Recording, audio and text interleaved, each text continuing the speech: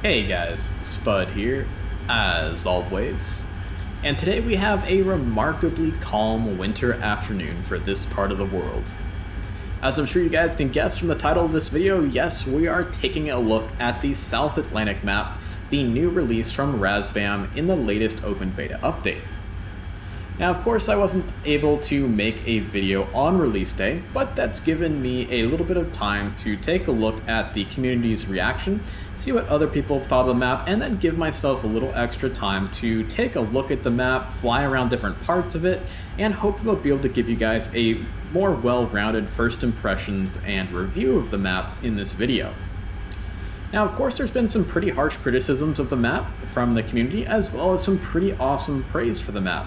And I would say that, like most DCS world topics, I tend to fall somewhere in the middle, which I think that kind of gray area in the middle tends to make for a more interesting conversation and thus an interesting video.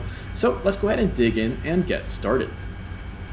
So some of the criticisms of the map that I've seen, I think kind of stem from people's not truly understanding the nature of the environment that is depicted in the South Atlantic map. This is some of the harshest. Whoop, that's going to be Bitchin' Betty yelling at me for flipping off my altitude hold mode while disconnecting our autopilot engage switch. So a lot of people, I think, are not understanding just how harsh the environment of the Falkland Islands, or Islas Malvinas, depending on where you're from, truly is. As well as, of course, the Tierra del Fuego archipelago, the Cape Horn area, and Patagonia as a whole. It's some of the most barren and inhospitable terrain in the entire world. And I find that people who live in places like Goose Green or Mount Pleasant or even Port Stanley that we're flying over now, I find it fascinating that people want to live here and enjoy living there and find a way to make a living and make their lives awesome and fulfilled. I think it's so cool and so interesting as a major just nerd and history buff that I know that you guys know that I am from watching my videos, especially my videos on maps. So of course, I am over the moon happy that we have a new map in DCS World. I think I get more excited these days for new maps than I do for anything else, except for the F-15E Razbam. I'm going to be super crazy pumped for that, because that is my favorite jet of all time. But I digress. Oh, that is one of the artifacts that keeps occurring on this map, is that black box that seems to appear over Port Stanley at times when I fly over it. And it seems to really hit me hardest in the AV-8B, which is kind of interesting. So early access issues, of course, that are going to be plaguing the map. And it seems that when I move my head around and kind of look away from the area where that's causing that black box, which is typically the Port Stanley area, it seems to go away a little bit faster. Now, the fact that I can record this artifact and that it shows up on your screen on YouTube means that it's not an issue with my graphics card. I've deleted the meta shaders and the FXO files, had those repopulate after this update and downloading the Falklands map, or I should say South Atlantic map. And so it seems to be really an issue with the map itself. It doesn't seem to be an issue on any of the other maps after this update, so kind of a weird oddity there. But anyway, back to what I was saying. This is such a inhospitable area that I think people are thinking there's going to be more stuff on the ground, especially in the Falkland Islands. There should be forests and bushes and trees and, you know, all things like that. But in reality, if you look at pictures of the Falkland Islands, you can see just how barren they are. Or pictures of, say, South Georgia Island, which isn't too far away from the Falklands. Just the most barren, inhospitable places you can imagine. And I find that to be incredibly fascinating. And so I think people are expecting a little bit more detail out of the terrain. And we can see here that we've got a little station here and some more of those little artifacts. And it is really just so barren that there's really not much for the map makers to really put other than kind of nice tiled textures to put onto the ground, which I would say look a lot better. The map tends to look better to me when you do have some clouds in the sky to give some shadows and some different lighting and relief to kind of help hide some of the roughness of the tiles that are currently on the map. And this is incredibly true when we're over in Patagonia flying around the mountains. Now, one of my major criticisms for the map isn't necessarily the quality of the map, but it's really kind of the setup of the map. And it's something that I think Razbam and the creators of the map can actually fix relatively easily by either going a more realistic route or even going a kind of fictitious route, which I really wouldn't mind. So let's take a look at the F10 map. We're, of course, flying our Harrier along East Falklands out here, but if we kind of move ourselves over to the Patagonia, South America, Tierra del Fuego area, we can see that we have 1, 2, 3, 4 air bases that are big enough, of course, for fast jets and helicopters to take off and land. But they're centered around, of course, the Cape Horn area. And of course, Rio Gallegos is where a lot of the Argentinian strikes against British shipping happened or originated from during the Falklands War. But there is a massive spit of terrain up here, and some of the prettiest mountain terrain up here in this area, but they're inaccessible for a lot of DCS World players, in my opinion, because there's no air bases that are situated up here. I think there definitely needs to be an air base up here in Puerto San Julian up here, as well as I think there needs to be kind of a fictional airbase, if there isn't a real one, somewhere in this Victor Hotel or Whiskey Gulf area in the fjords out here in the Andes Mountains. I think that would make for an awesome addition to the map if they could somehow make a little spit of land and throw an airbase on there to allow players to explore that part of the map a lot easier. Of course, you can place aircraft carriers out here and whatnot, but having an airbase would also make for a great target for some sort of a mission-making scenario out here as well. So I think that Razbam definitely needs to fill in a airport here, as well as maybe one up here, or maybe one down here in this area, in order to allow players to fully explore the entire map. The map has some issues loading textures, as you can see, when we hop back and forth between views. Even if you have, like, say, multiple aircraft on the map and you're hopping between F2 views between aircraft, depending on how far away the aircraft are from each other, it can be very difficult to or not difficult, but the textures have a difficult time loading in sometimes.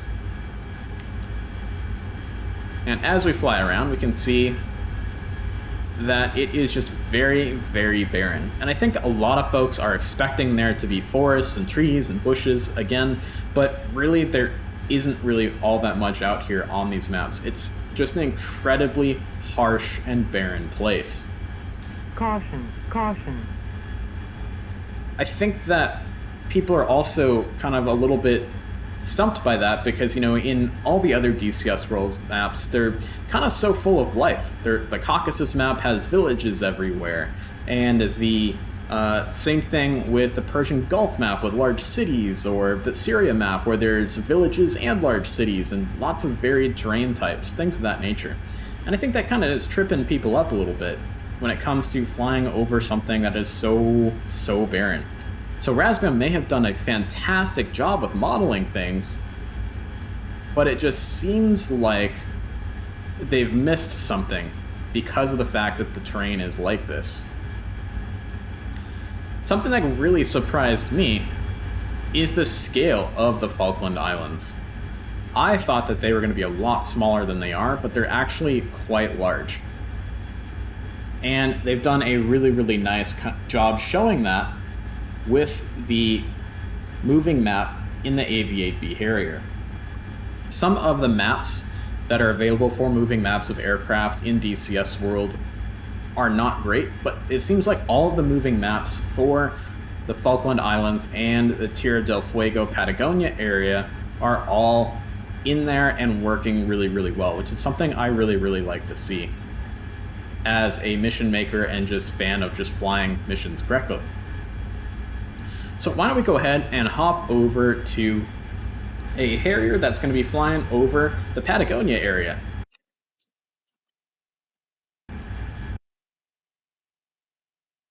But as you guys can see, textures definitely take a little bit to load in. And honestly, I think these are some of the prettiest and best looking mountains in DCS world. Something about all the fjord-like areas and how they stick into the fingers of mountains and little peninsulas and things sticking out is just very, very cool. I'm sure mission makers are going to use this for World War II Norway type scenarios for sure. I also foresee mission makers creating some really cool civilian helicopter campaigns or missions for heli-skiing on glaciers in Mi-8s or Hueys, or even search and rescue missions for hikers on a glacier that have gotten stranded or stuck or become injured or something of that nature. I think that this map and its, weather that would be present in real life, the challenging distances you have to fly over in a helicopter, and the height of the terrain while also being very cold could make for some really interesting scenarios for civilian helicopter missions or campaigns, as well as, of course, those World War II Norway scenarios. But again, if we come back to the F10 map, we really need some of the prettiest and coolest mountains are up here in this area. They're just not very accessible to players and not very much incentive for mission makers to put anything up here because it's really, really difficult to get up there. But I think a lot of folks, just like they said in the early access materials that came with the map, they fully disclosed that this area, the mainland area, is still very much a work in progress, and a lot more of those graphical artifacts show up out here in the mainland area. So the further north you go, the rougher the terrain gets. Mountains don't have the best shapes to them. And the areas where the water meets the shoreline can look pretty rough as well, with areas of shoreline starting to creep up the mountains, as well as shoreline areas that look too blue and then turn dark blue as soon as they meet the DCS generated water rather than the map generated water. Things of this nature. Sometimes there's like little lakes and things that are on the sides of hills. So these things I'm sure will get fleshed out and made better throughout the early access product, but I really do think that some more airfields are needed to fully utilize all that is built into the map, especially if Razbam is going to put the work into really making those mountains look really nice the further north you go. We've got to have some air bases up there for sure. But in my opinion, these mountains are definitely some of the prettiest in DCS world.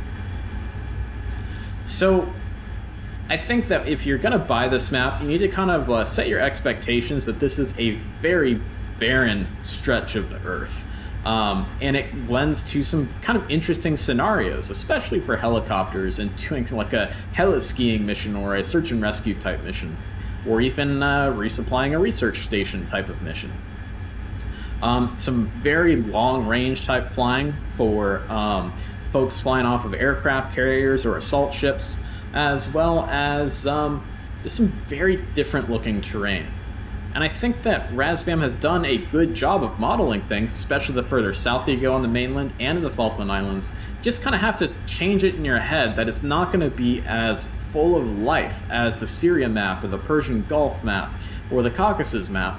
It's going to be very, very barren, very few trees, very few bushes, all this kind of stuff. And it's part of what makes this map very interesting in my opinion. And as a mission maker, I'm really looking forward to the challenges that this map is going to present to me, and I think it'll be very cool to do something like a 2,000 nautical mile strike from an aircraft carrier across the Andes Mountains to hit a target on the Falkland Islands or something of that nature.